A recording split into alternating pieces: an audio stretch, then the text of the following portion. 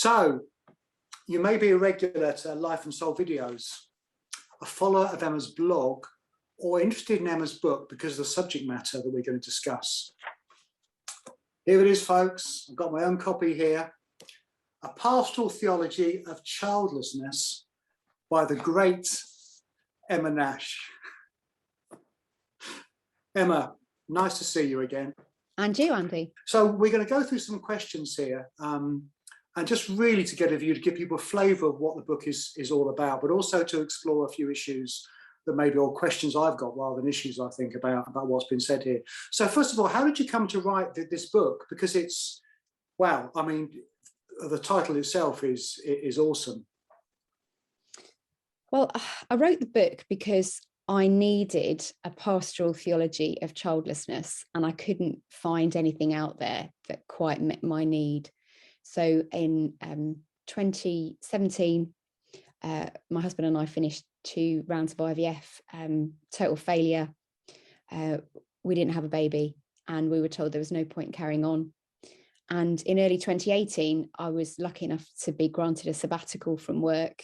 And I used that time to be sad and to try and process my grief. And I spent a lot of time reading. I spent a lot of time in the British Library, and I was searching for anything I could find about infertility and childlessness, and particularly from a faith perspective. And I just couldn't find there was that much out there. I found some memoirs of people, mostly women, who wrote about their experience of infertility and childlessness, but for the most part, they didn't, for me, quite get to the depths of grief and anger that I was feeling. It felt like a lot of the time they were trying to justify God, trying to say, but it's really okay,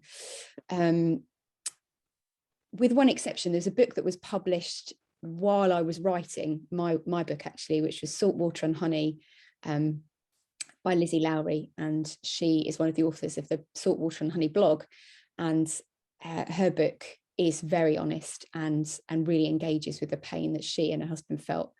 But there wasn't that much out there, and there wasn't much that was theological. There wasn't much that really sought to ask the question, so how does our faith interact with this? How do we understand our relationship with God in the context of all of this? Why is this happening or not happening?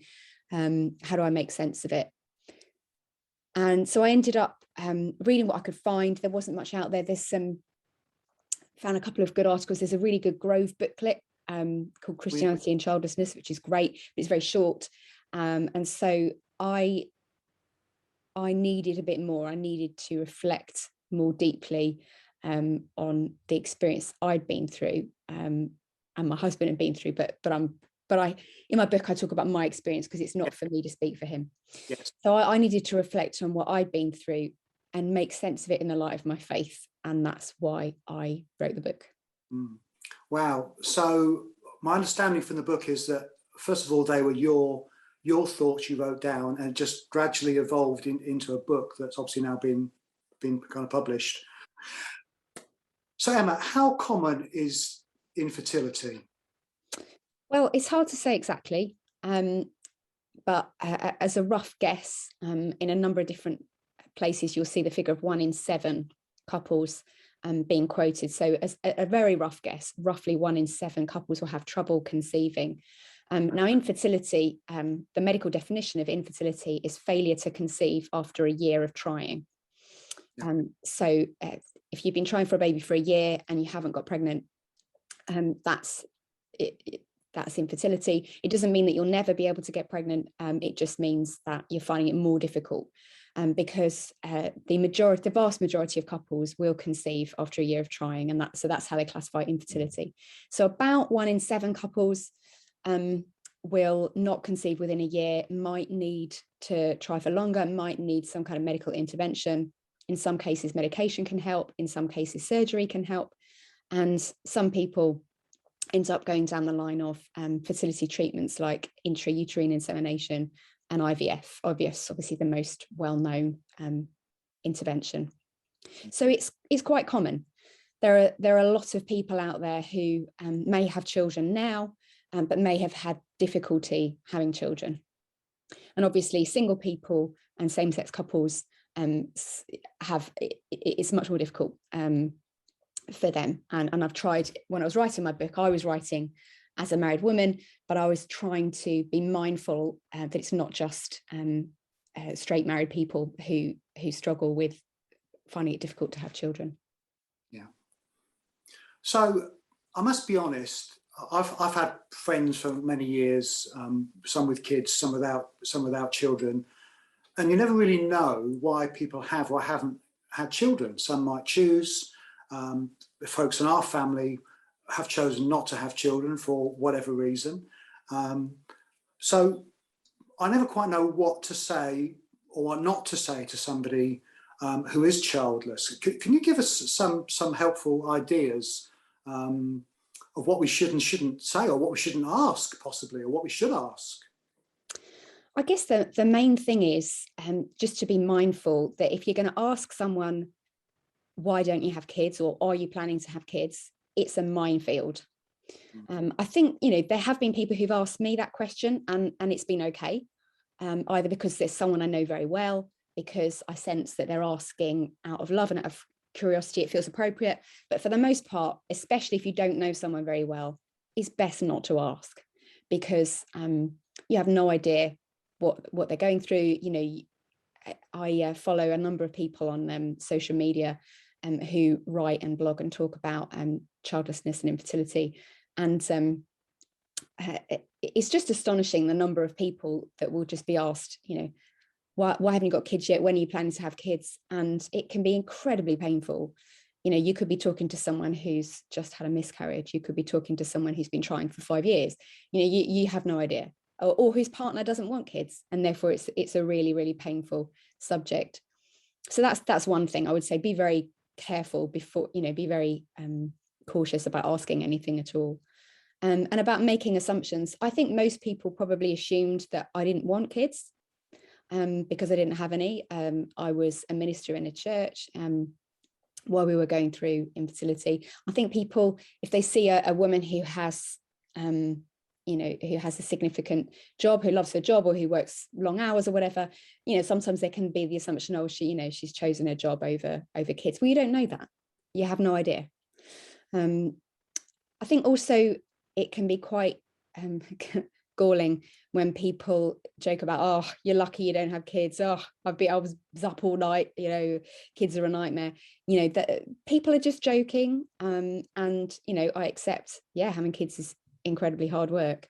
But again, even if it's said as a joke, it can be really hard for someone to hear if they're finding it difficult to have children.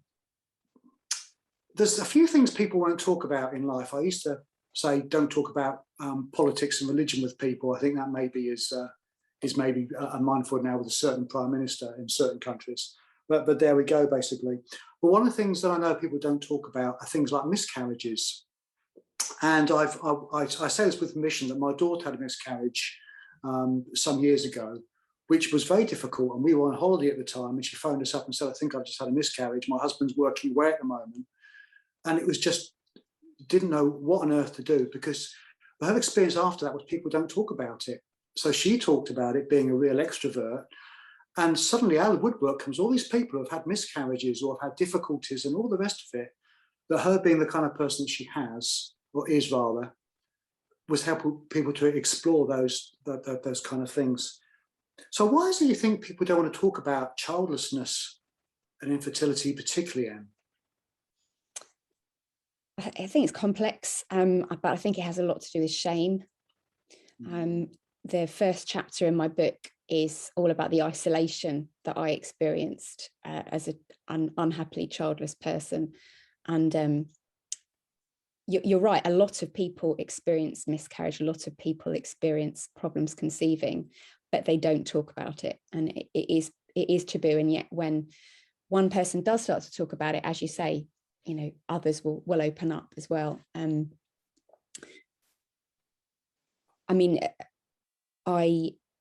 People don't make eye contact in fertility clinics. They don't talk to each other. They don't make eye contact. They don't look at one another. I remember sitting in a fertility clinic and I was so unhappy and I was so angry. And I didn't want to talk to anyone because I might find out that they had a better chance than I had. I might find out they were younger than me. I might find out they had more embryos than I had. Now, you know, the fact is, them having a baby doesn't make it less likely that I will, but it was just, I was just so unhappy. And I think also because infertility and childlessness it's about sex, isn't it? You know, it's not, you don't talk about sex in polite society. So there's a kind of a bit of a shame there, and it's there's a sense that you can't do something that most people find it so easy to do. You know, 6 out of 7 couples, a rough guess, you know, will not have trouble conceiving. People get pregnant by accident, don't they? And that's really galling if you've been trying to conceive perhaps for some time, and someone just accidentally has a baby. It's hard to accept that you can't do something that's so easy for most people. It feels very unfair. And it's also related to your gender. It can make you feel like less of a woman or less of a man. You know, for a man to not be able to father a child can be very, very painful. For a woman not being able to get pregnant or not being able to carry a child to term can be very painful. It kind of undermines your sense of femininity or masculinity. So I think there's a lot of issues there. Meghan Markle spoke about her miscarriage, didn't she? And there have been other famous people that have had the courage to speak openly. And I think it is so important, because when people are given permission to speak, then all of this pain comes pouring out.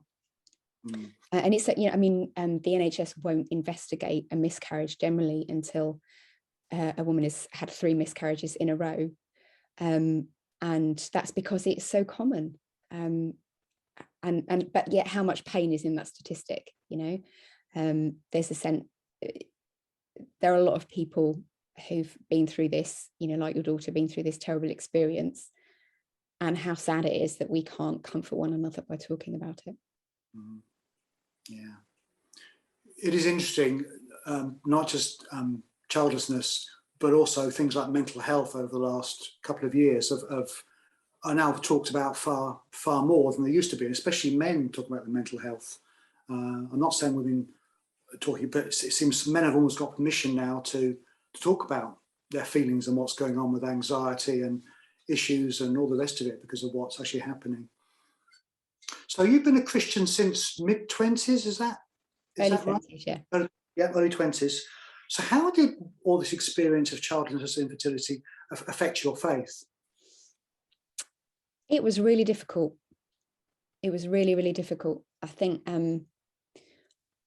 I knew before this happened to me, I knew that God didn't answer every prayer. I knew that that sometimes really awful things happen to people and God didn't intervene. I knew that in my head, but it was different when it happened to me. And I mean, personally, I never stopped believing in God, but I was very, very angry with God. Some people do stop believing. Sometimes people go through terrible experiences in life and they lose their faith, and I don't judge them because I can see, you know, it can be very hard. It particularly if you have a view of God as loving and all powerful, and yet you're going through such a painful experience. It's such an obvious question, but God, why aren't you doing anything? You know, you can see how much this hurts. Why aren't you doing anything? So, I mean, my view of God was undermined, and my spirituality, my prayer life, very badly damaged. I found it very difficult to pray, and I still find it very difficult to pray because I'm not sure what happens when I pray anymore. That's kind of why I wrote the book, because I had to try and make sense of it. My view of the world and of God and of how God works in the world was really undermined. I sometimes think it would have been easier if I hadn't been a Christian to go through this experience, because the experience itself was bad enough, but then trying to make sense of it in the light of a faith which teaches that God cares about me and wants to hear my prayers that was very difficult. And certainly that I had to rethink all kinds of things again, reading your book. In fact, you asked the question on page 86. Let me just read this out. What do we mean when we tell each other to trust God? What do we mean when we tell each other to trust God? I thought that was really, really interesting question. And in fact, you've even done a little chart, which I'm just going to show now. That one there, which I spent a load of time looking at and thinking about and questioning, and whether, how would you answer that question about what do we mean when we tell each other to trust God? Well, so the chart that you showed on the screen there, I was kind of, I spent some time thinking about this because I felt like I was always being told to trust God, and it made me crazy. It made me furious when people told me to trust God. And so I ended up asking myself, okay, let's finish the sentence. Trust God to do what? Or trust God for what? What are we trusting God for? And so on the left column, you know, when everything is okay and the world makes sense, the world is orderly, trust God means trust that God will sort it out, trust that God is in control of what is happening to you, you know, trust that everything will work together for good. But when you're in pain and things don't make sense anymore, maybe trust God could mean trust that God cares, trust that God is still there, trust that God is with you, trust that God will bring good things in the future, maybe. So kind of on the one hand, so I had to move away from believing that ultimately everything would work out okay because God was in control of it, to maybe trust God means trust in the character of God, trust that God is loving, does care, that God is there. But trust God couldn't mean anymore that things would work out okay because things weren't okay. And sometimes people go through much worse things than I've experienced in life, and it's never okay. You know, when you lose someone you love, that's never going to be okay. So I guess I was kind of trying to move towards a sense of, well, what can we still trust God for? And for me, it ended up being about trusting in the kind of person that God is, and that God hasn't gone away, and that God does still care. That's interesting, because I'm sure I'm one of the people who's told you to trust God for all kinds of things over the years, because it's something, again, which I've been very challenged about in my own life, about what does it mean to actually trust him when things are crap, let's be honest, because life is not good. One of the things my daughter said after her miscarriage was, people keep saying to me, all things work out for good, blah, blah, blah, there'll be some reason in all of this. And you just want to punch people, don't you, when they say that, because you haven't lived it. You haven't been there. Maybe they have, maybe they haven't. But I think you're right. And that's, I think I'm still on, I hate to say I'm on a journey because I just hate that expression, but I'm still working through what it really means, I think, to actually trust God. And I like what you're saying there about trusting in the character of God, that, you know, this is, and although we can't see where it's actually going, still we are going to believe that he knows what is happening. And it's just so difficult, so difficult. And people can quote verses to each other. That one particularly you mentioned, all things work for good for those who love the Lord. But we're not necessarily going to see that in our lifetime. We just don't necessarily know those things. And it can become quite kind of glib, I think, can't it, if we're not very careful. One of my Methodist colleagues explained it quite well. She talked about how, you know, cosmically, God is in control. You know, everything will work, will be all right in the end, at the end of time, at the end of all things, when God creates the new heaven and the new earth, everything will be okay. But as you say, we don't see that in our lifetime. So there's a sense of, it is going to be okay in the end, but not my end. You know, I'm not going to see it in my mortal life necessarily. So there's a now and not yet kind of tension there. So in that case, there's still a trust in God, even though you're not going to see in your lifetime, that actually he does know what is best. even though I'm not trying to justify when the bad things happen, I'm trying to, as you say, put a cosmic thing on it. Because sometimes I have to hang on to that when I just see what is going on, especially over the last 18 months or so with some folks. I think trusting that God knows what is best is a bit of a dangerous one, because you talked about people saying, oh, everything will work out okay. We can sometimes use kind of spiritual platitudes to shut each other up, and to tell someone who's in pain, trust that God knows what's best. It kind of sounds like you're saying God thinks that what is best for you is this awful situation that you're living through, and I don't believe that. I don't believe that that God's plan for my life was that I wouldn't be able to have children. I don't believe that's something that God planned for me because God had some kind of ulterior, purpose or motive, or something that God was trying to teach me. I just don't believe that God is like that. And I don't actually believe anymore that God is involved in the minutiae of our lives quite in that way. I think if I had to nail it down, I'd probably say, God created our human bodies that are frail and fragile, and as women, our fertility is finite. I was trying to have children in my mid-30s, and in your mid-30s your fertility starts to decline, and sadly for some women it declines sooner than it does for others. Most women can still conceive within a year in their late 30s. The vast majority of couples, even where the female partner is in her late 30s, will still conceive within a year. But people are different, and so I would say God gave me a frail human body that has limitations, and I reached the limit of what my body was able to achieve. And God doesn't intervene in the laws of nature to kind of, if that makes sense. I think we have a kind of a compulsion as human beings to try and make sense of things, to give reasons for things. I just recently finished a book called Everything Happens for a Reason and Other Lies I Have Loved. It's by Kate Bowler, who is an American theologian, but the book isn't particularly religious. Like I think it was a New York Times bestseller, and you wouldn't have to be a person of faith to enjoy the book. And she talks about a number of significant medical issues that she's had, and at the moment she is living with stage 4 cancer, and she's in her 30s, so she's facing a really, really awful situation.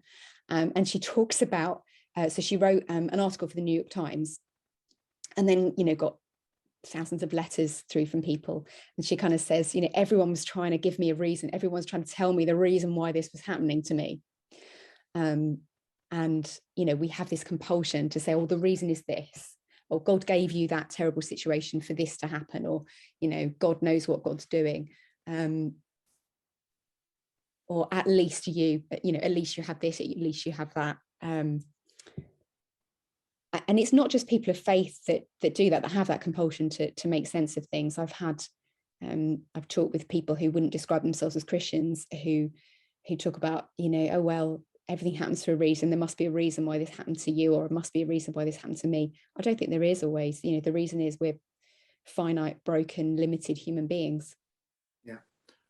And I think that phrase, broken human beings, I've become more and more aware. As I was growing up, I needed to have answers, and I like to have things very pat, these are the 11 reasons why God does this or doesn't do this, those sort of things.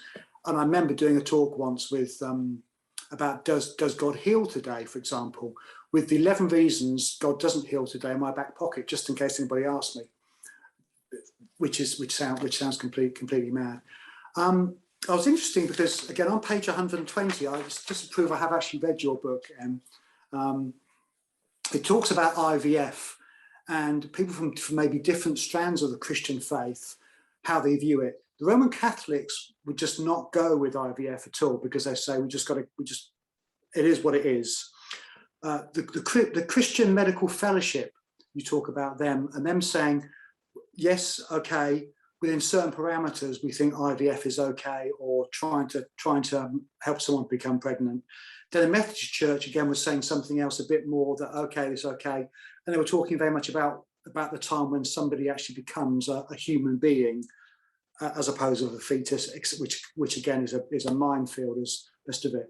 So my question is, some people have said to me, well, Christians should just accept what God has given them. Why don't Christians just say, well, God's in charge, therefore I'm just going to accept it, however good, bad or ugly it actually is? What would you say to those who actually say, you should just accept this, Em? Well, firstly, I'd ask, have you been in that situation? Yeah. Because it's very easy to tell other people what we think they should do when we haven't walked in their shoes, isn't it? I mean, it is fertility treatment is an ethical minefield, and I'm not trained in ethics, but I felt the need to write something about ethics in my book because there just was so little out there to help me make those decisions. Again, I say me, obviously my husband and I talk together, but I don't speak for him. When I talk about infertility, I just talk about my own journey. Very, very difficult to make ethical decisions because on the one hand, doctors will do anything that's medically possible to help you conceive, for which you can pay. So if you've got the money to pay for it, they'll do anything that's permissible by law to help you conceive. And then you've got the Roman Catholic Church that would take quite a firm ethical line on fertility treatment. Some fertility investigations, I think, would be permissible for Catholics, but for the most part, any assisted reproduction is not allowed for Catholics for a number of reasons. The Roman Catholics would say that the act of procreation between man and woman is something that we shouldn't interfere in, that is and so anything that separates kind of conception from the sexual act they would see as wrong. So for the most part, most fertility treatments are not permitted for Catholics. I'm not a Catholic, I wouldn't take such a firm line, but if you're looking for something in between, to help you figure out the grey areas, very, very difficult.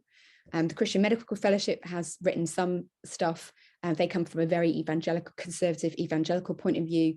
I strongly disagreed with a lot of their material, but at least they were trying to engage with it. At least they were trying to engage with the ethical issues. And then the Methodist Church doesn't have one view, but the Methodist Church presented a really helpful paper to a conference about 15 years ago that I found, in which they were kind of talking about different views of when does an embryo become a human being, and they kind of, there's a number of views. So Roman Catholics and very conservative Christians would say life begins at conception. As soon as the sperm meets the egg, that's it. You should treat that embryo as human and treat it with the same dignity as a human baby or a human adult. Others would have more of a gradualist view that the moral significance of an embryo increases as it develops.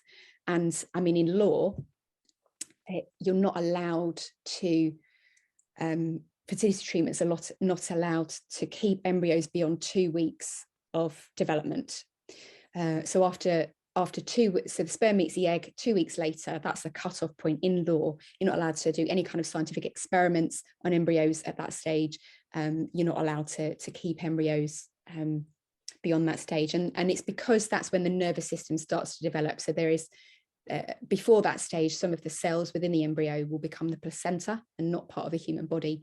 Beyond that stage, the central nervous system starts to develop, and that's a legal cutoff point. Andy, you asked, shouldn't we just accept what God has given us? Shouldn't we just accept the situation we're in?